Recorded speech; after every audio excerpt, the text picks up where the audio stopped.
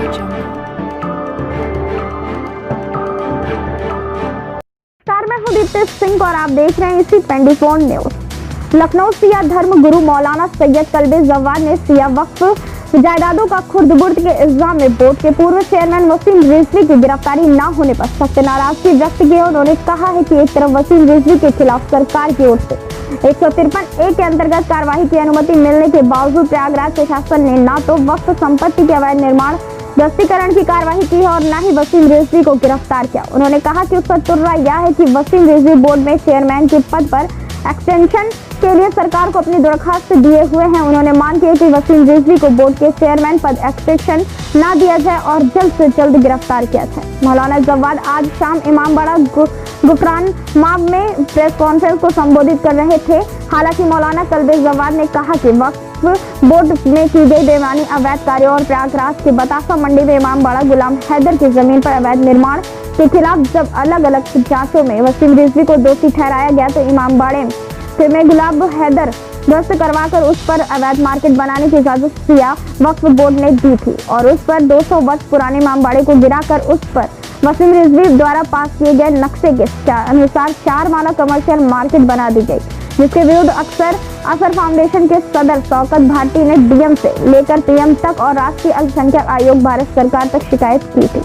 हमारे संवाददाता मोहम्मद शारिक की खास रिपोर्ट। 6 आदमी की इंक्वायरी सेटअप की थी, जिसके अंदर एडीएम सिटी मजिस्ट्रेट सब लोगों ने मिलने के बाद इसमें यह कहा है कि इमामबाड़े को बर्बाद करके उसके अस्तित्व को ही समाप्त कर दिया गया। ये मेरी रिपोर्ट नहीं है, ये डिस्ट्रिक्ट इलाहाबाद के अंदर की है। अब उसके बाद ये मैं आपको दिखा रहा हूं, इनके खिलाफ कार्रवाई के लिए योगी सरकार ने 153A में कार्रवाई करने के लिए किसने परमिशन दी? योगी सरकार ने परमिशन दिया है कि जाके वसीम रिजवी के खिलाफ और जिन्होंने बुलडोज किया उनके खिलाफ कार्रवाई की। गवर्नर ने और किसने? मुख्यमंत्री ने। और महीनों हो गए अभी तक इसके खिलाफ कोई कार्रवाई नहीं हो रही। ठीक है।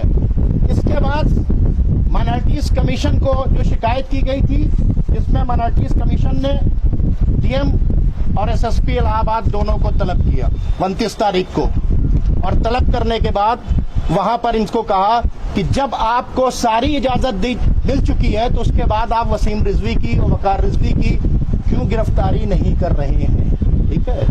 ये कॉन्फ्रेंस हम लोगों ने इसी वास्ते रखी है।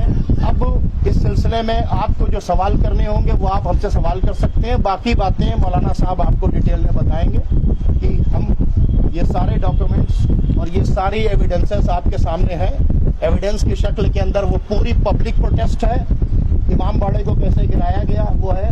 वक्फ बोर्ड के चेयरमैन की रिस्पांसिबिलिटी ये है कि वक्फ की चीजों को सेफ रखे। इन्होंने एक 1994 का जियो लगाया। जियो जो है वो जियो किसी भी इस इमामबाड़े के लिए अगर कोई खेत वक्फ किया जाए, कोई प्लॉट वक्फ किया जाए, उसे उस पर डेवलप कर सकता है। ये नहीं कि place of worship he bulldoze कर दो। यानी इमामबाड़ा चर्च गुरुद्वारा आप बुलडोज करके आप उसे कमर्शियल मार्केट पर नहीं बदल सकते। इन्होंने 4 माला कमर्शियल इमारत के अंदर कर दिया। तब इतने धरने के बाद अभी वो सील है, लेकिन इनके खिलाफ कोई कार्रवाई नहीं हो रही। क्यों कार्रवाई नहीं हो रही? खुद योगी के और क्या नाम है गवर्नर के ऑर्डर्स के बाद भी कार्रवाई नहीं हो रही है। इसलिए हम लोगों ने ये प्रेस कॉन्फ्रेंस रखी है। अब मैं गुजारिश करूंगा अली जनाब मौलाना सैयद कल्बे जवाद साहब तबला से कि इसके सिलसिले में अपने ख्यालात करें। बिस्मिल्लाहिर्रहमानिर्रहीम। क्योंकि उसने एक्सटेंशन के लिए अपना दावा पेश कर दिया इसमें अदालत में और सरकारी वकील ने तारीख ले ली है जवाब देने के लिए। सवाल ये होता है कि एक्सटेंशन कौन देगा? एक्सटेंशन की सिफारिश करेंगे योगी जी और एक्सटेंशन के ऊपर दस्तखत करेंगे गवर्नर साहिबा जो है, और दोनों ने लिखा हुआ है कि इसके खिलाफ 153 की कार्रवाई की जाए। तो कैसे, ये बहुत इंपॉर्टेंट बात मौलाना साहब, कैसे मुमकिन हो कि जिन्होंने 153 की कार्रवाई लिखने की सिफारिश की है वो इसको एक्सटेंशन दे दें? इसको तो जेल में होना चाहिए, उनको लिखना चाहिए इसको जेल भेजो, वजह एक्सटेंशन देने। ये 153 की कार्रवाई पर अमल करो। लेकिन ये अफसरों को फंसाए हुए हैं, कुछ लीडरों को फंसाए हुए। ये लीडरों को और अफसरों को फंसाने के सारे इसके पास फंदे मौजूद हैं, उनको लुभाने के सारे इसके पास हथियार मौजूद हैं। बड़े बड़े अफसरों को लुभा लेता है वो, और बड़े बड़े लीडरों को जो है वो अपनी तरफ कर लेता है वो, कभी पैसों के जरिए से और कभी और दूसरे तरीकों से, कि जो यहाँ पर बताना मुनासिब नहीं है। वो चीजें पेश करके बड़े बड़े अफसरों को अपनी तरफ कर लेता है। तो योगी सरकार के भी कुछ बड़े अफसर इस वक्त इसके कब्जे में है। योगी सरकार के कुछ बड़े बड़े अफसर भी इसके कब्जे में हैं कि जो इसके कार्रवाई होने से रोक रहे हैं। किस तरह से उनको लुभाया है, किस तरह से उनको अपने कब्जे में से किया, कौन सा जाल डाला है, कोई हनी ट्रैप है या कोई दूसरा ट्रैप है, क्या है, जिसकी वजह से वो अफसर इसके खिलाफ कार्रवाई करने पर तैयार नहीं है।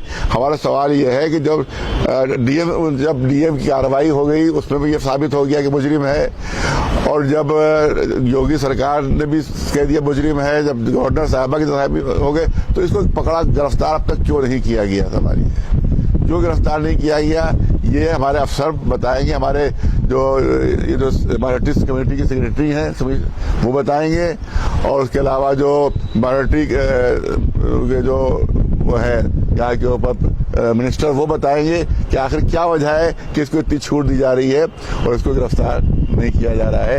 ये जवाब दो आदमी देंगे, एक तो जो माइनॉरिटी मिनिस्टर वो देंगे जवाब, और दूसरे जो माइनॉरिटी के सेक्रेटरी हैं वो जवाब देंगे कि क्यों इसको गिरफ्तार करने तो रोका गया है, क्या वजह है इसको इस तरह से आजाद छोड़ा गया है। दूसरा चीज ये है कि वहां के ऊपर रामपुर में इसने 80 बीघे जमीन जो थी वो 86 बीघा 2 बिस्वा जमीन, उस पर जाली कागजात बनाकर उसने वक्फ के और उसको यूनिवर्सिटी को दे दिया था, आदम खान यूनिवर्सिटी को, जिस पर हमारे जमीर साहब ने मुकदमा दायर किया है, और जिस पर सैयदैन जो है वो पकड़ा जा चुका है, जेल में है सब, और उसी पर आदम खान जेल में है। एक मुकदमा उनके पास ये भी है लगा हुआ, उनकी बीवी भी जेल में है, वो भी जेल में है, और वक्फ बोर्ड का जो सबसे पुराना अफसर है सैयदैन जिसके अंडर में काम करता है वो जेल में है। तो सवाल ही होता है ये सब